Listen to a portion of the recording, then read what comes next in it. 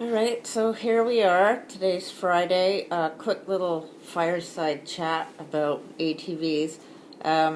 According to Johns Hopkins University, in an article from October 6, 2010, the researcher said that even when the severity of injuries was the same, the patients who had been riding ATVs were 50% more likely to die and 50% more likely to need treatment in an intensive care unit and mechanical ventilation compared to the motorcycle riders. And there are somewhere between 800 and 900 deaths due to ATV accidents each year, according to atvsafety.gov, a government website.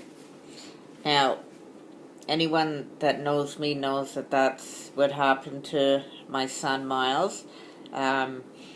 So he collided with the fence post, and I believe that he had 10 years of dirt biking under his belt, but they're not the same ride. You go with the flow on the motorcycles or dirt bikes, but you have to fight with the ATVs to steer them and get them to go where you want. And he wasn't going fast, but he was riding on humpy land mode.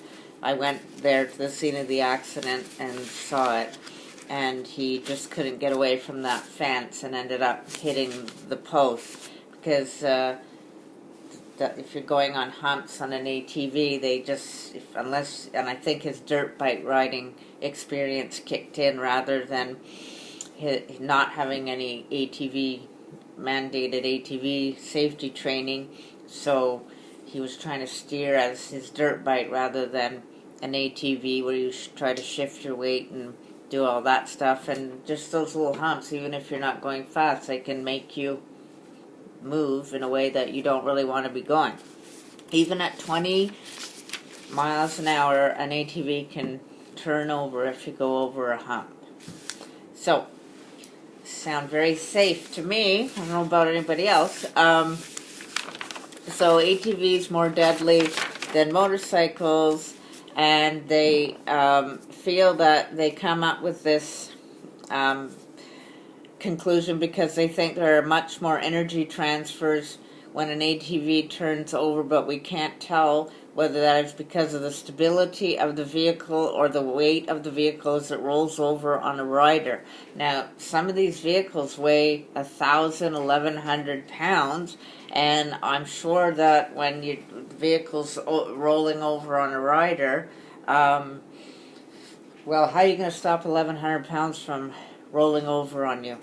And in Canada, we don't have mandatory safety training, and my Facebook website is Quad Squad Saskatchewan, because that's where Miles' accident happened, and also in Quebec, because that's where we're from.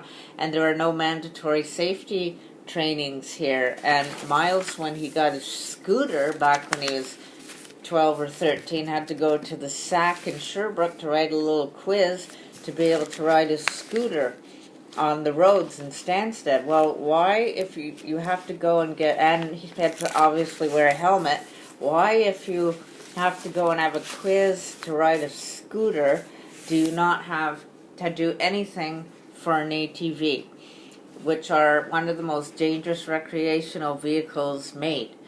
Now, in Quebec, there's 60,000 people that belong to quad clubs, and there's 398,000 ATVs registered through the SAC.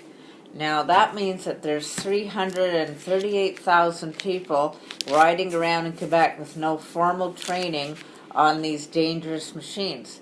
Now I find, I don't know about anyone else that lives in this province, that the SAC generally likes to have their fingers in a lot of different pies, and they do belong to they are part of the Quebec government, which also like to have their fingers in a lot of pies. Why have ATVs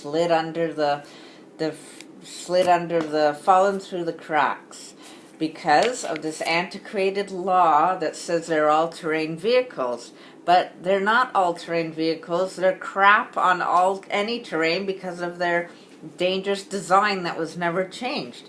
And on top of it, Quebec is the biggest province biggest place in North America with the biggest set of ATV trails, and they're trying to make it the biggest in the world. And in 2018, the Quebec Liberal government gave $11 million to help maintain the trail. So that's wonderful and great, but you're just missing a little link in the chain, and that's for all the people that don't want to join ATV clubs, and because they do have ATV lessons in the clubs. But if there's only 60,000 people in Quebec in a club, there's 338,000 riding around with no training. Why is there not training available through the SAAQ for people with four-wheelers? I don't understand it. So that, and in some provinces, Saskatchewan, it's mandatory that you wear a helmet.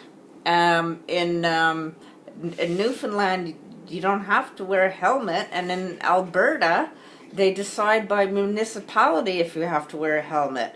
What I don't understand, I've never been in, and I can't say it enough. I don't understand what is all the.